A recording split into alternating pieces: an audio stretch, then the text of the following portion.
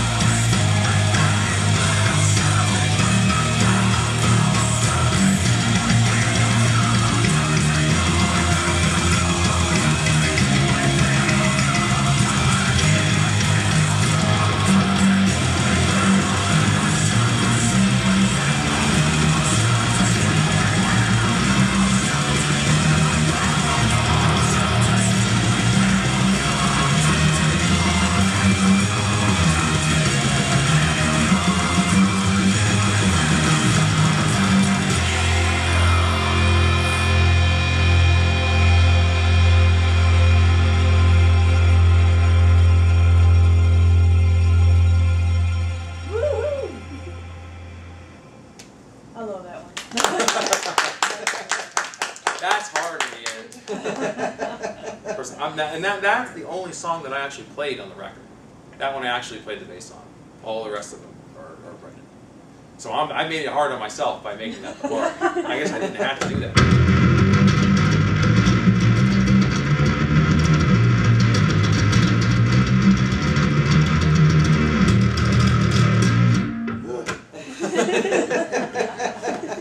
That's hard.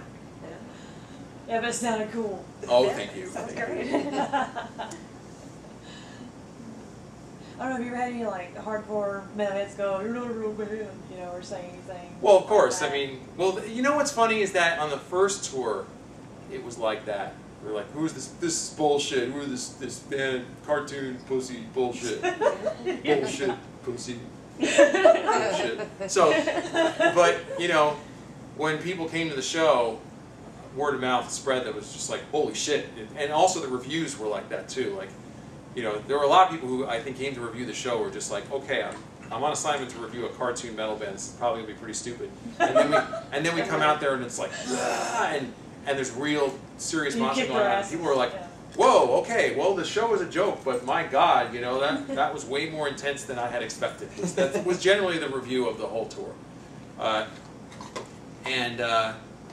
I think the word got out enough now that like by the second tour that like people were cool with it.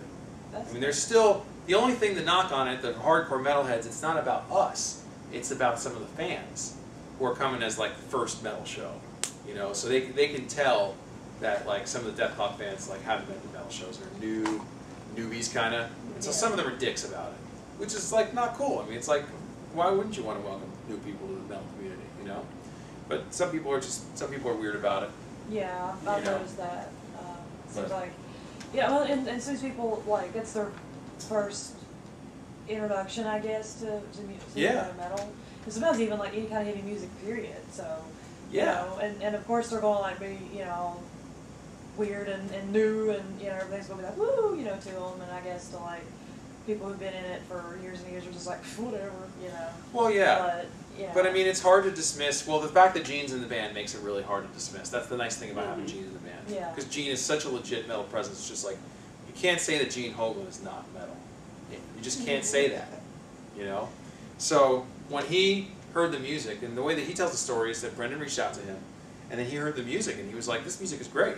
And you know what? I feel the same way. That like, this was the kind of music that I would have listened to anyway.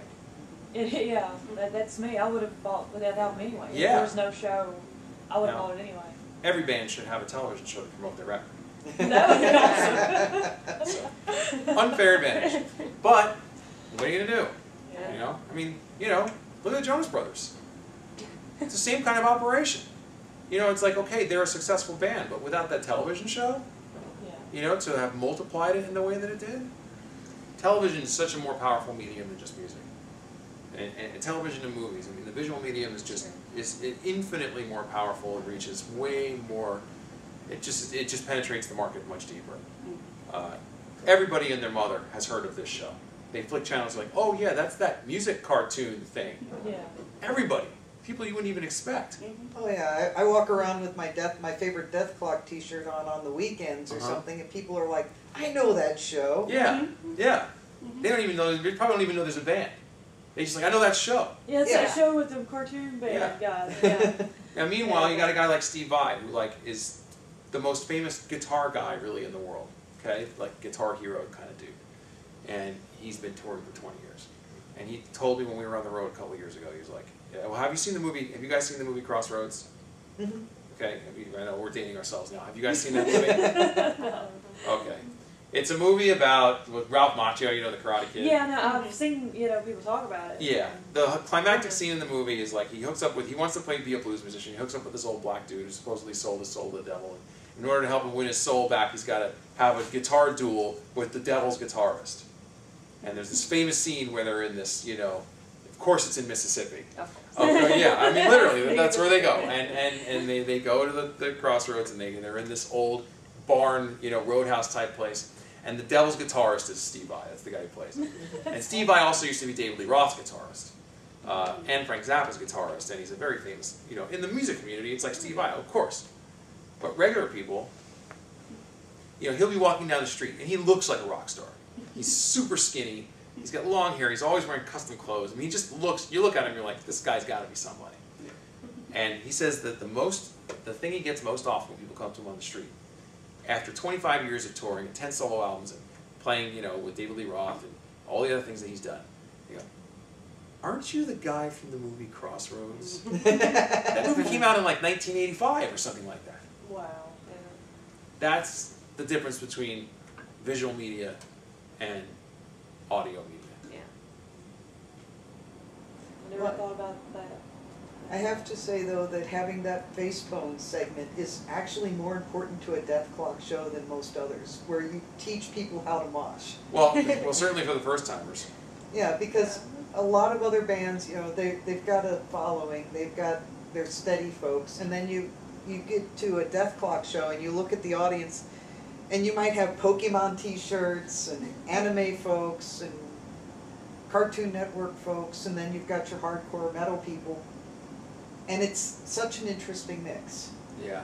Although I think the word is out now that if you're going to go to a Dethklok show, you'd better like approximate some kind of metal vibe. Wow. All right. Well, why don't I do one more? Okay. You've already done your favorite. Which one did you want to hear? I wanted Blackfire. Yeah. Yeah. She wanted Bloodlines. You wanted Blackfire. You wanted a couple that I did. Yeah. I'll pick if you guys don't. Okay. You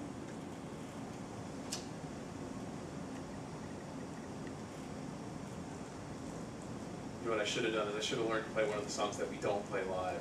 But I didn't do it. I used to be able to play Laser Cannon, but I can't play it anymore. I forgot it. Hold on.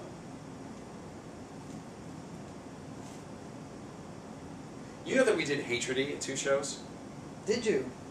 Only twice. We did it when George Carlin died. And Brendan wanted to do it as a tribute to him. So we learned it in soundcheck. But it was interesting, but it did make sense if you do it. I'm glad that he did a hat tip to George. Yeah, Oh, it's yeah. nice. That is really cool. Yeah.